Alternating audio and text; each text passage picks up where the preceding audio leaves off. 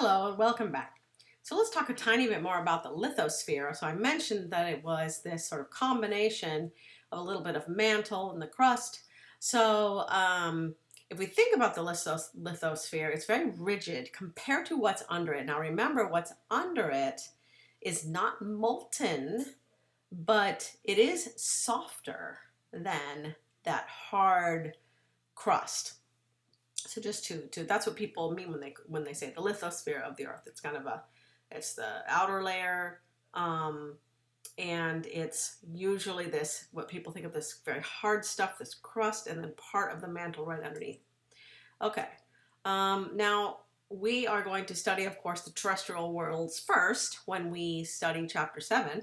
But I want you to think about all the worlds that you know and love from our solar system are all round, right? Moon's round, Earth's round. I mean, within some tolerance, because actually the Earth is slightly oblate, like a squished beach ball. But you can just think of them as being round. Sun's certainly round. The Mercury's round, Mars is round. All the moons of Jupiter are round. All these sort of rocky worlds that we know are round, and of course all the gas giants, which we'll talk about in Chapter 8, are also round.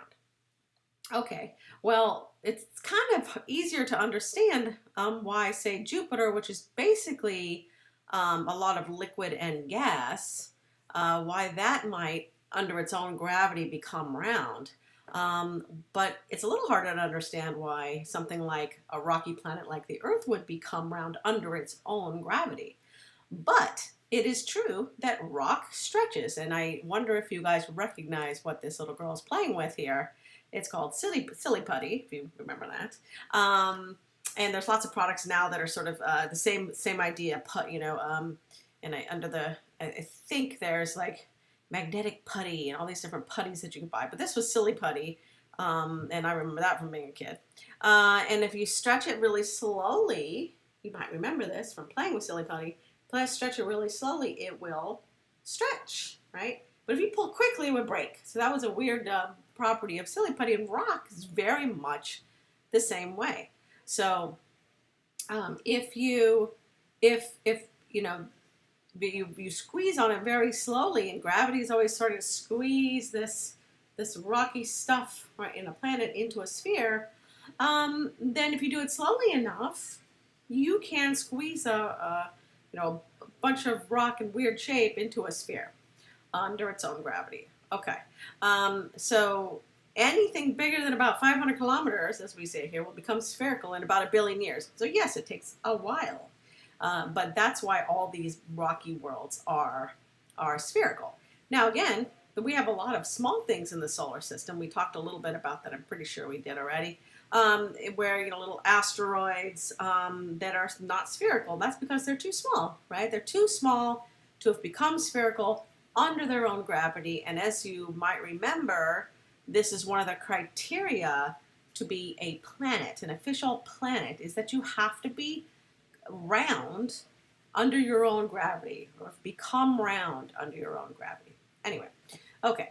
So remember we talked a little bit about seismology and how we learn things about the interior of the Earth through seismology. So I'm going to go a tiny bit more detail here. So these P waves sort of push matter back and forth. We talked about that, right? So they're sort of pushing matter back and forth like a sound wave, where the S waves are sort of shaking matter to side. Think of an ocean wave, okay? Now, what's cool about these two different waves is that they tell us about different regions. So if you think about an S wave, right?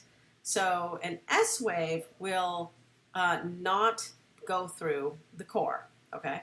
So if you see the S waves are the in this diagram are the red waves. They look like wiggly ocean waves, right? They just don't make it through the core. So that tells us a lot about the sort of interactions with the core. So you get reflections off of the core, etc., with these waves.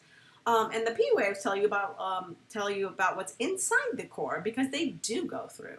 So these different types of waves really tell us a lot of different things, and this is why we know a lot about what's inside our own planet without having to go there. Okay. Now, we said this before, but there's a common misperception that the Earth is filled with molten lava. And you probably think that, maybe you don't think that, but people who think that probably think that because we have volcanoes that spew lava out, right? And you probably taught as a kid in school that it comes from the interior of the Earth and spews out out of a volcano. What's true is that the Earth's mantle and crust, that big mantle you see here in this diagram, is mostly solid. Okay, lava comes from this teeny thin layer of partially molten material right under the lithosphere. Okay, so it's not like the Earth is full with molten lava. Of course, the outer core is molten, but it's way too deep to rise to the surface and erupt. It's very important, as we'll see, but it never comes to the surface. So that molten part of the core is never coming up. All right, so that all the lava you see coming out of volcanoes is coming from a very thin layer. That's sort of right under the lithosphere. Okay. All right, try a question.